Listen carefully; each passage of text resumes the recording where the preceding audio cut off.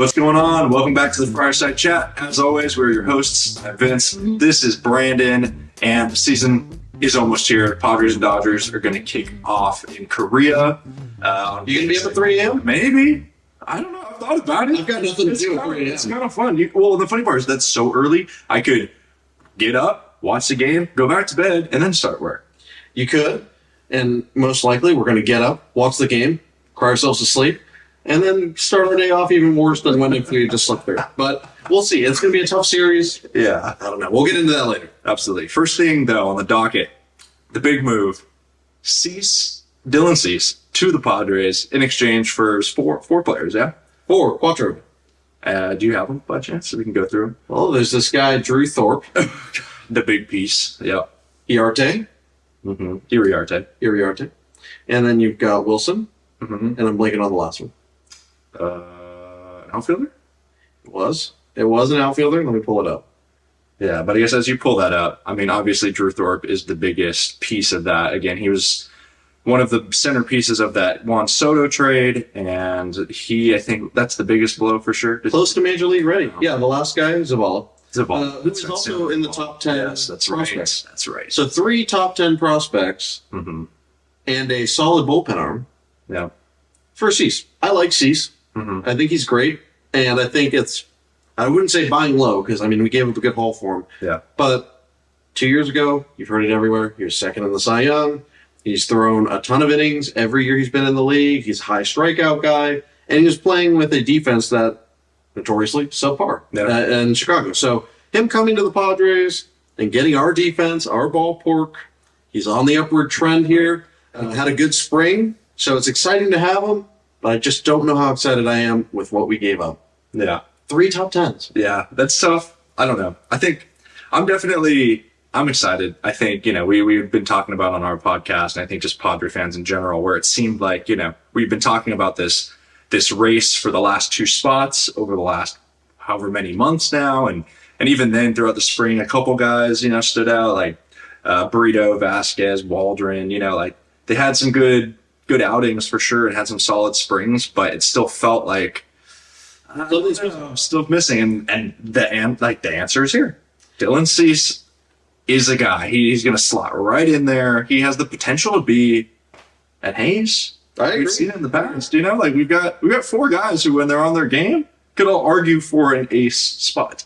Yeah, so which is very nice, and I think really puts the Padres back in the conversation as far as I don't think the Padres, the Giants, or the Diamondbacks are going to take the NL West necessarily, but I think it does make us a much stronger contender for that wild card spot.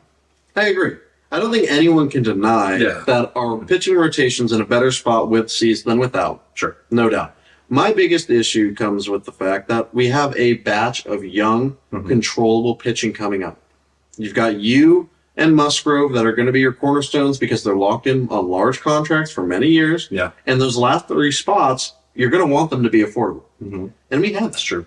Thorpe, Snelling, Lesko, and then not even counting Burrito and everyone else who came from that trade. So, we had really good young options with good stuff, plus stuff. Top of the rotation stuff, some would argue, especially with Thorpe. One of the best change-ups in all of the game. And seeing him go away for 2 years of Cease control in years where it's like, this is not a given playoff year. Mm-hmm. This isn't Cease is the missing piece for a World Series contention. Could be. It could be. I have high hopes for the Padres this year. I'm just saying, if we're going on paper, last year was the year where it's like, all right, put your chips in. Sure. This is your time to strike, if you will. The Dodgers weren't doing a lot that year in free agency. This year, they've bought the world. So it's just like, okay, we gave up 5+ years of control over a high-grade guy for 2 years of a plus guy. Yeah. So it's just hard. Hard to let it go, but I am very excited for this year. It's really fun. I get it, and I understand where you're coming from. I think we had talked about it before we started the podcast too, just where we have a little bit of scar tissue because it's the same. It's the type of move that AJ Preller is going to make, right? Like, it was zero surprise. Like, we're like, well, he has the uncanny ability of being able to build the Padres farm system back up, which is a great skill to have, but then he just sells it all, and then it's like, well, okay, where are we at then? Like, why aren't we developing these players, trying to develop One these of my players. biggest Preller knocks is the fact that people praise him so much for being able to identify talent and grow talent in the minors, but it's like, how often can you get praised for that without ever seeing it come to the big league stage on your team? Yeah, that's the thing. Right? That's the big one. And we keep selling out for big names, which is fun. And the beginning was so fun. Mm-hmm. And now this year, a lot of my excitement coming into it was the fact that we were kind of forced to see some of these young guys come. Jackson Merrill. We had 2 outfield spots open, a third base spot open, 3 starting pitching rotation spots open, and a bunch of youth that had to fill it because we had a pay deficit and we needed to cut the payroll. I love that. I think it's really fun to see these new guys come up. Jackson Merrill went 2 for 3, got half the team's hits. Yeah. Yesterday in the Korea exhibition game. Yeah. So like, it's exciting to see new talent come up, affordable talent come up, and to not just see them go away for a big name that's going to be here temporarily. I guess so. I guess what's also tricky is Padres are in a weird. It's a weird year in the sense where it's still very much so like win now. You know, like you mentioned, we have the big contracts. We've got all your superstars who are aging, and but still in their prime right now, which I think is why you're seeing Preller still being so aggressive, right, with making the moves. Because I agree, it's like, you know, if the plan was, our best shot might be to win in 3 years or something, then sure, it makes a whole lot of sense to hold on to a Drew Thorpe, you know, and maybe okay, we don't need to cease this year. But, you know, it's that weird balance where it's, you know, Bogarts, Machado, I think especially on the offense, right? Those 2 guys are still in their prime, I think we could say pretty safely. But 3 years from now, 4 years from now, they're going to be mid-30s guys, which is, you know, usually when you start to see a decline for sure. And so I feel like it puts the Padres in such an interesting, you know what I mean? Because I would love to see these prospects come up too. But also, on the other hand, you got to take advantage of these superstars that you have locked in while they're in their prime, which I think is why I am more okay with this Cease trade. I am okay with the Cease trade. Yeah, I'm not. I know. I just heard a lot from like different sides. A lot of people are like, "Oh yeah, all about it." And other people are like, "What the hell? We're just doing the same stuff." I think if you're the White Sox, you're happy. Yeah, I think so too. It's a mutually beneficial trade. And honestly, too, kind of what we were talking about before, like you had said, you know, obviously we got Snelling, we got Lesko. You know, it would be nice to have even a couple more young, controllable arms too. But I mean, to that point, right? Like, did we have a Snelling or a Lesko 3 years ago, 2 years ago? Like, no, these guys were both drafted in the last 2 years. You know what I mean? And so, to that point, if Preller if he continues to be the Padres GM after this year, and if he continues that trend and the player evaluation group keeps doing a great job at what they're doing, there's no reason to suspect that, you know, we couldn't continue to bring in more arms that could be the future. And right, they might get traded away or whatever, but it's you know, Padres are in a really interesting middle spot right now. And it's just who knows. It is interesting. We just can't forget the fact that also you, Darvish, and Musgrove are going to be aging out soon. Like, they're on contract for at least through 2027. Yeah. And they're getting older too. So just having people to replace them is going to be important as well. But we'll see what happens. I'm happy about having Cease on the team. I'll be rooting him on, and I agree with you. I think he has a chance to be the number one as well. I think him and King are going to be pleasant additions.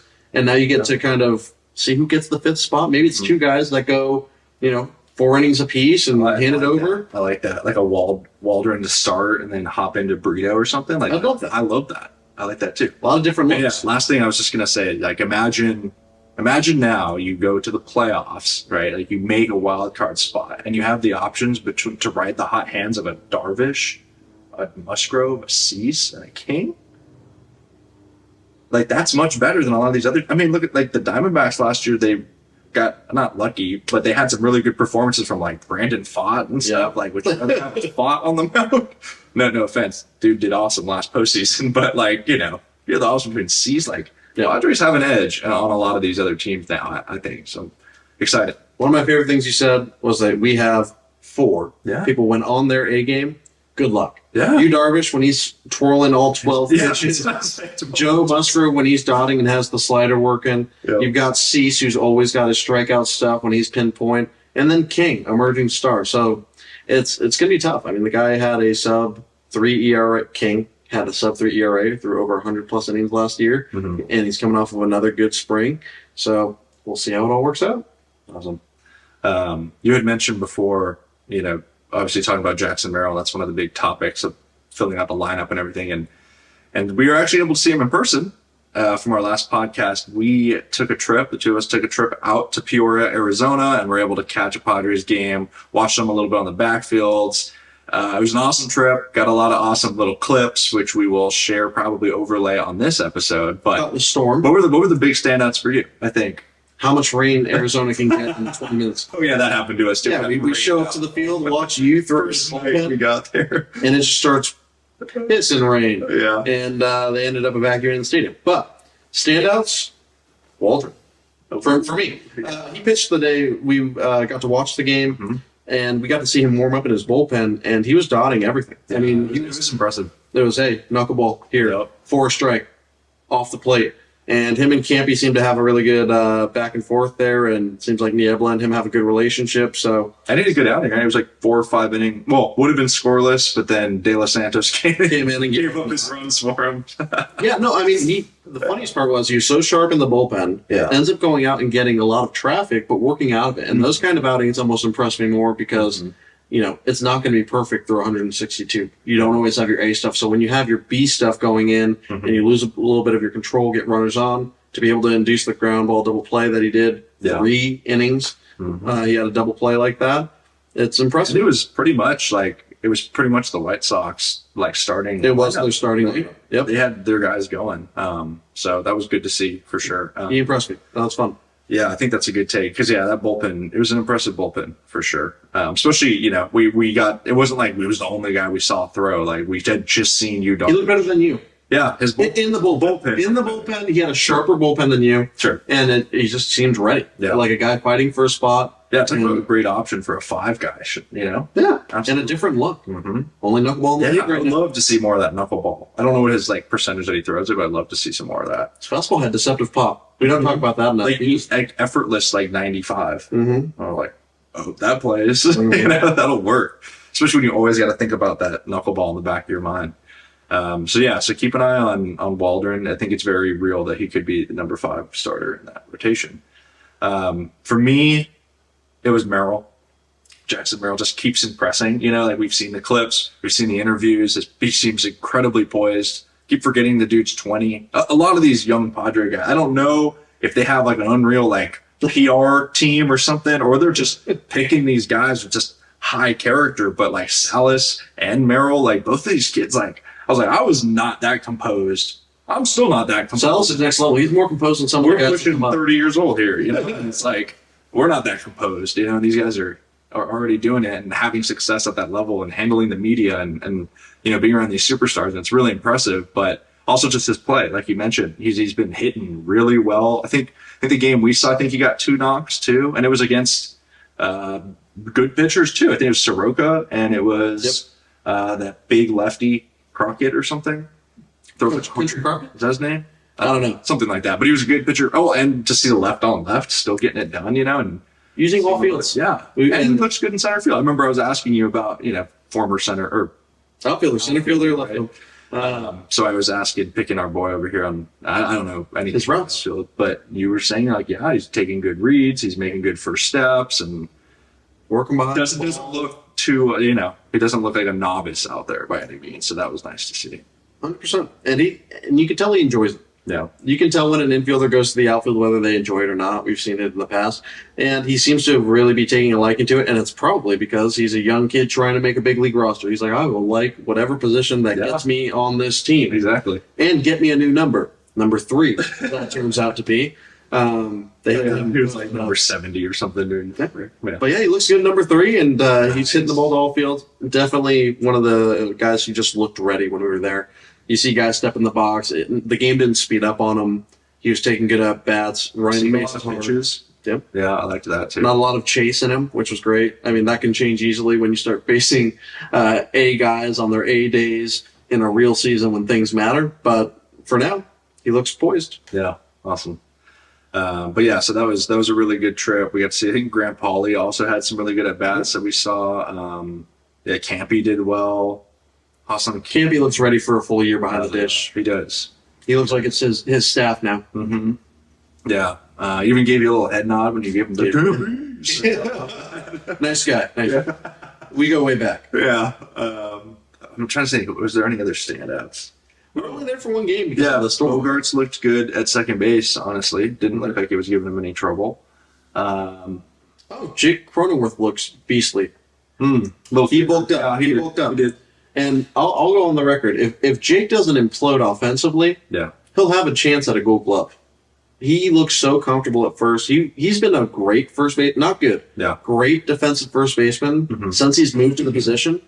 And he looks even smoother now. I saw him take a long hop on the Korea series where it was like most guys kind of get caught in between. He knew what that ball was doing right away and just set up, and it was so effortless. I would say that was the first thing I noticed, like just between your average first baseman and then Jake Cronenworth, like he still has that like first step quickness of a middle infielder, and you don't see that at first base. Yeah, how many times did a ball go to him in the first, or the pitcher's coming to cover, and he's like, no, I got it. Yeah. And he's fast enough to cover. He'll get a nice scoop. He'll take a nice round, route to it because he's so used to having to angle off those balls to, so it's just, I think that's a great take. I'd love to see him bounce back this year. Yeah. A productive Cronenworth at the bench would be huge. That changes the season. That'd be great. Things we need. Yeah. Kim to continue his positive ascension in the MLB. Yep. Had a great last year. If he could stay on that or go even a little bit more improvement, I'll take it. Huge.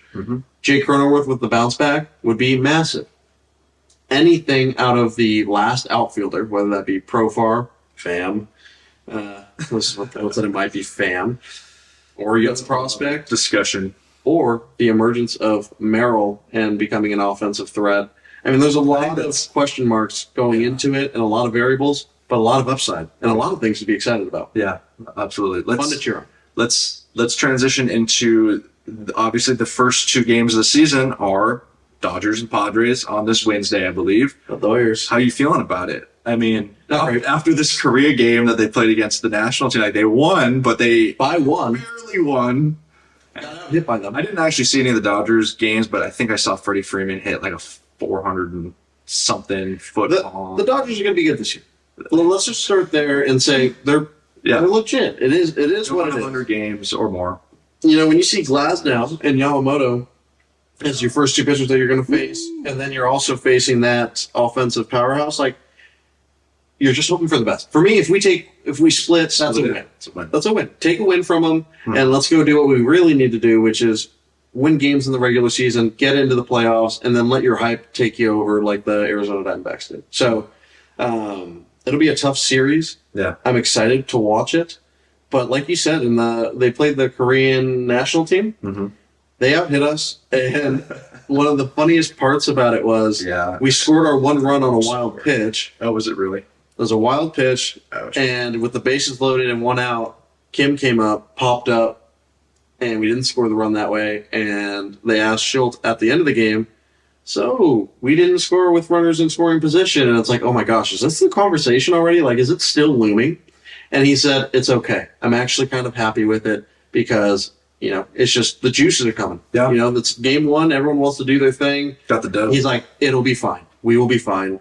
And he's already kind of preaching the don't stress or ever hit the panic button. Yeah. We're going to score with runners in scoring position. But on day one, that's already the narrative. So it's scary. That's funny. Yeah. Well, not funny, but you know what I mean. Here's the question. So I believe the projected pitching matchups are game one is Darvish versus Glasnow. Yeah. And then Yamamoto versus Musgrove. Who do you think has a better chance? I would say which matchup do you prefer for the Padres? Which one do you think they have a better chance of winning? I think we have a better chance of winning against Glasnow. Ooh, okay. His control has been a bit erratic in late. He doesn't pitch as deep into games as he used to. Yeah. He's better. I think he's better than Yamamoto when he's got his A stuff. But I also have faith in you, Darvish, to hold it down. I think he's a veteran, and I think he'll keep us in it for as long as he can. And just had a very steady spring, too. Yeah. And Joe's a little bit of a wild card right now for me. Yeah. I don't have the most faith in him, but so is Yamamoto. He's a wild card. It's his first MLB start, and we'll get to see if the hype is real. I saw him pitch in the World Baseball Classic. I would love to see Yamamoto Darvish. That would have been That would have been so. Darvish would have been pitching with some anger behind the eyes. Right. That would be awesome. And it's very possible that would happen this year with the Padres and Dodgers playing Yeah. however many times. So that's very possible. I think I agree. I think I agree with your take there. I think that's probably the one we got a little bit better shot at. But Yeah. But Joe's a big game pitcher. That's true. He is a big game pitcher. And he's been doing better. You know, he's one of those guys. He never, I don't know, even after all his terrible spring starts, he trusted the process. And talk about, we always say that, right? Like, that's one of the most cliche, like, baseball things you can say. It's like, trust the process, trust the whatever, you know, and that's true, though. And he, I think, did that very well, and he progressed throughout the spring. Yeah, and it's not a regular spring for him. He hadn't pitched in forever. Yeah. He was gone the last bit of the season. Injuries, too. And he's just getting back into it. And he has the luxury that a lot don't. Yeah. He has a spot. What else is interesting? Michael King could be available if one of those guys is looking rocky. Yeah. That's pretty nice to have. Cease is in. Cease traveled too. I thought that was really cool. Speaking of travel stories, Yeah. how about our boy Wilson? Did you see that article? It's just a little snippet of it. I didn't read it. Yeah, so Wilson gets traded, and he was actually having lunch with King and Musgrove and company with the spouses, gets the call, and as they're about to get onto this plane to go to Korea, he ends up packing his stuff up and having to say goodbye. It's tough. And he was a big clubhouse guy. Like, I didn't realize, but a lot of the guys really liked him, and he was a little teary-eyed going to supporters. Seemed like one of those guys, you know, just went about his business, very professional. Yeah. Always, it never really imploded. He was just kind of like a steady. It just seemed like he was a nice, steady presence in that bullpen and that locker room. So yeah, I think he'll be missed for sure. Tip of the cap, I think he had a 3.4 something ERA with his tenure here over the last 2 years, which helped us mightily. He was a seventh inning guy at times. Yeah. And thank you for the service. Enjoy Chicago. Good luck on the rebuild. Yeah. Lead that bullpen. Yeah. Honestly. Right? I mean, I actually don't know enough about the bullpen to say that, but I think he has the potential to do that, though. He'll be especially with a rebuilding team, you know? Not that he's like a veteran, but he's like... He's a veteran. Yeah. Count it. You think so? He's a big league guy. A couple of years. Yeah. So yeah, Stephen Wilson. Thank you. Thank you. But yeah, dude, we're only 2 days away. Or 3 days away. 2, 3. Yeah, by the time this episode gets out, we're here. We've made it. It is almost opening day. Hopefully everybody's fantasy drafts are going well. We've got ours tonight, so it's going to be fun. Don't pick too many Padres. That's not true. Dude, there's plenty of good Padres to pick. All right, one quick question. Yes. Who hits the first home run for the Padres? Oh, I like that. Who hits the first one? I think. Give me Campusano. Campy? Yeah. I love Campy. Give me Campy. You know, I have a feeling because I just love that G hack. He's just a G hacking. Coolest stances. Yeah. You know what I'm going to take? I'm going to take the hometown kid, Ha-Sung Kim, I like it. in Korea for the first home run of the year. I like it. Well, Documented. Yeah, you heard it here first. Friarside Chat. Thank you again to everybody who is joining on these podcasts. It's going to be a fun year. 2024, we're getting it kicked off. We will see you shortly after these first games because we got kind of a weird hiatus with the exhibition against the Mariners after these, but I'm sure there'll be plenty to talk about after these 2 games against the Dodgers. Go Padres. Let's go. Later.